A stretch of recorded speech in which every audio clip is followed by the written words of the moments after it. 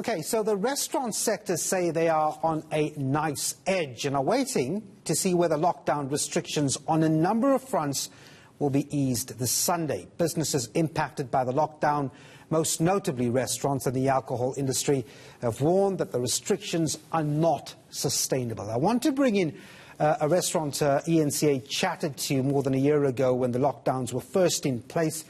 Shaun Barber of the Upmarket Rockets restaurant in Johannesburg. Shaun, thanks indeed for talking to us. I mean, when we last spoke in May last year, I think, I would imagine you never thought, Shaun, that restrictions would be on and off for this long. No doubt it must have been a difficult year. No, Devin, we spoke in May and then we spoke in July last year. And here we are again. I never thought both those times that we spoke it would be 14 and 12 months later, and we are in the same position, if not worse, actually. And the problem is, I suppose, if you bring it down to the current situation, you have a two-pronged effect from these restrictions, don't you? One, you're completely turned off in terms of alcohol sales, so that's hitting your bottom line. And then there's the issue of curfews. How does that two-pronged effect really hurt you? Well, it's that classic double-header that we've been facing. What people don't realize with regards to the alcohol ban is that, for instance, Rockets is quite an alcohol-centric establishment. You know, we run probably 65% on beverage and 35% on food. But what people don't understand is that 35% spent on food is done by people while they're drinking. You know, it's not many people want to go out and just have food and not enjoy a drink while they're eating. So, I mean, that's a disincentive for them to come out. So they choose to actually not come out.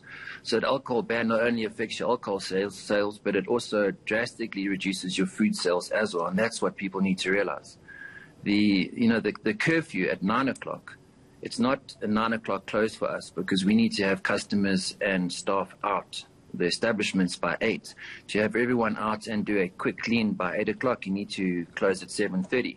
If we're closing our restaurants at 7:30, we need to close our kitchens at just before 7:30 and get our last orders in before 7. So a 9 o'clock curfew pretty much destroys your dinner service, and then not being able to sell alcohol takes away your food and your bev sales. A lot of protocols or suggestions have been put forward by the restaurant sector over the last year. I mean, they were quite intricate and well placed. I'm wondering if you understand why this hasn't really been taken through when the Command Council sits down and really sort of considered as protocols that indeed your environment is controlled and safe.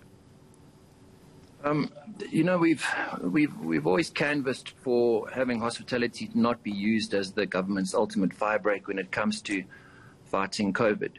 You know, there's other measures that could be taken, and what we've always implored them to realize was that if you shut down or you restrict a regulated industry like our industry, like the restaurant industry, unregulated industries arise. You know, if you tell people they can't come to an establishment that has the COVID policies in place of temperature control, sanitization, social distancing, and they can't come and enjoy a drink there or can't come out later than 8 o'clock at night, then other unregulated industries are going to arise, and we've always said that, and that's been the case.